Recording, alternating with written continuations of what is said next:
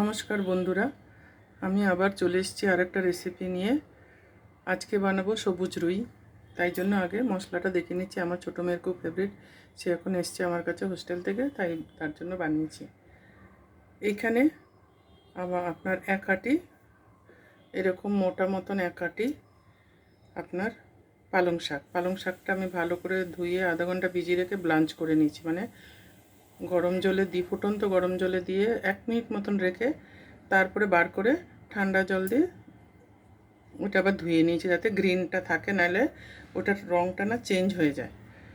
তার মধ্যে দিয়েছি আদা আটি, ধনে পাতা, আর তার থেকেও কম হচ্ছে পুদিনা পাতা, মানে 1 আটির 4 ভাগের পুদিনা পাতা। ওইগুলো ভালো করে সব ধুয়ে নিয়েছি। ওইগুলো আমি ভাপ দিইনি, ভাপ দিয়েছি খালি আপনার পুদিনাটা।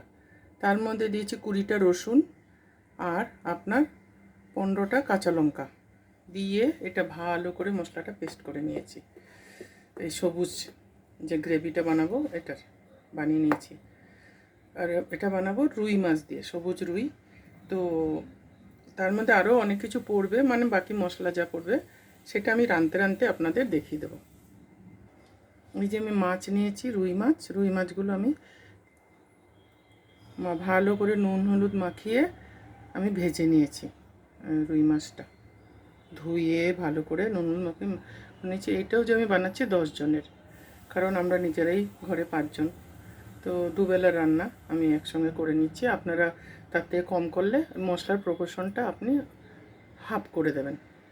তো চলে যাক এখন রান্না করি। যেই তেলে মাছ ভেজেছি ওই তেলটাতে আরও টোটাল এখানে 5 টেবিল স্পুন তেল আছে, ভাজা তেলটা নিয়ে, কারণ সেটা একটু তেল লাগে। এখন তেলটা আমি হাই ফ্লেমে গরম করে নিয়েছি। এখন দিয়ে দেবো এর মধ্যে জিরা ফোড়ন 1 ছোটো চামচ, আর কিছু ফোড়নে লাগবে না। এখন ফোড়নটা ভাজতে দেবো ভালো করে।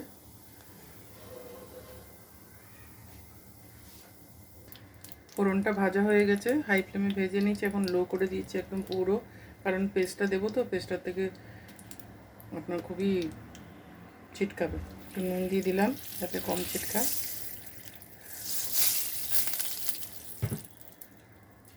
এখন দিয়ে দেবো পেস্টটাকে।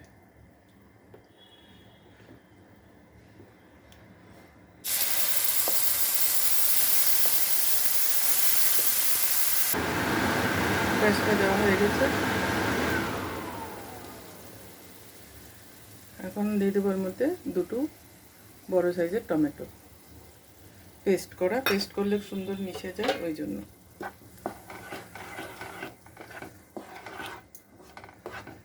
এখন ফ্লেমটা বাড়িয়ে দেবো। নুনটা আমি পরে দেবো।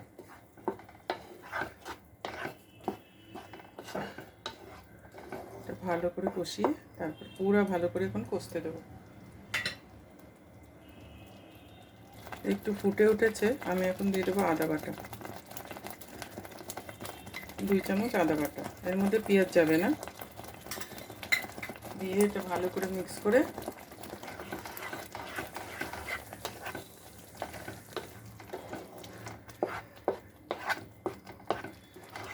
আর হলুদও দেবো না এর মধ্যে, কারণ রঙটা গ্রিন রাখার চেষ্টা করব আমরা।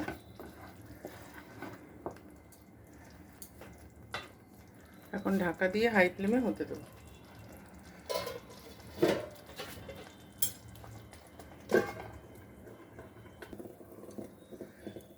গ্যাসটা কমিয়ে ঢাকনাটা খুলে দিলাম, দিয়ে স্বাদ মতো নুন দিয়ে দেবো। নুনটা সবসময় নিজের স্বাদ মতো দেবেন।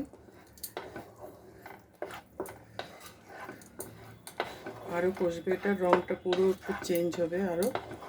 তো এটা ভালো করে এখন আরও কষতে দিচ্ছি।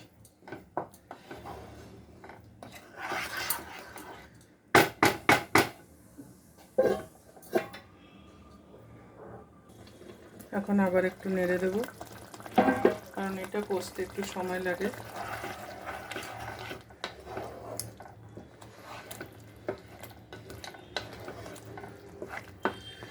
কুড়ি মিনিট মতন লাগে মশলাটা কষতে। 10 মিনিট হয়েছে, আরও 10 মিনিট কষতে হবে। তো আমি আবার ঢাকা দিয়ে দেবো।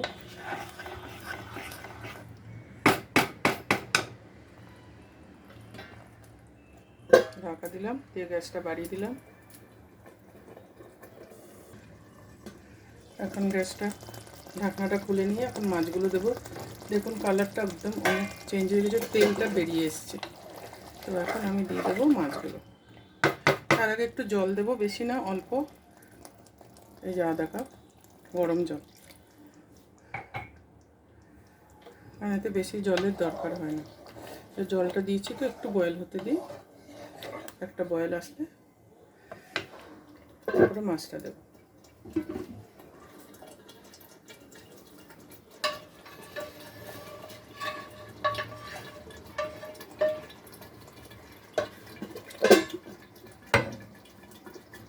বয়েল এসে গেছে, এখন মাছ দিয়ে দেবো। ভাজা মাছ, এর মধ্যে সবই দেওয়া যায়, পেটি থেকে ধরে যা কিছু আছে আমি সব দিতে পারি।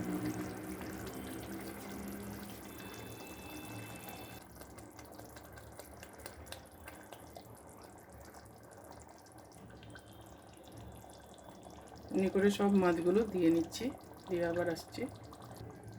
মাছগুলো দিয়ে দিয়েছি, এখন ঢাকা দিয়ে একটু ফুটতে দেবো ভালো করে।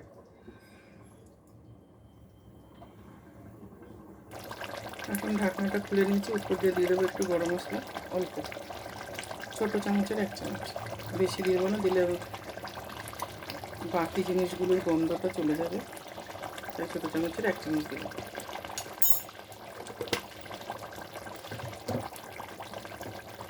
মিক্স করে দেবো।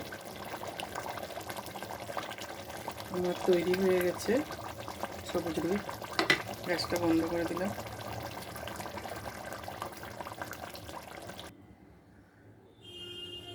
আমার তৈরি হয়ে গেছে সবুজ রুই, গ্রিন রোহু।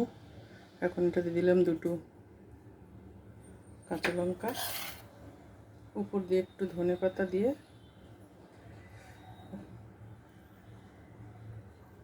সার্ভ করে দিলাম। কেমন লাগলো অবশ্যই লিখে জানাবেন কমেন্ট বক্সে। লাইক করবেন, বন্ধুদের মাঝে শেয়ার করবেন, আর আমার চ্যানেলটা সাবস্ক্রাইব করতে ভুলবেন না। আর বেল আইকনটা অবশ্যই বাজিয়ে দেবেন, তবে আমার নেক্সট রেসিপির নোটিফিকেশান আপনার কাছে চলে আসবে। তো এখনকার মতো আসি, আবার দেখা হবে আরেকটা রেসিপির সাথে। Tata, bye bye.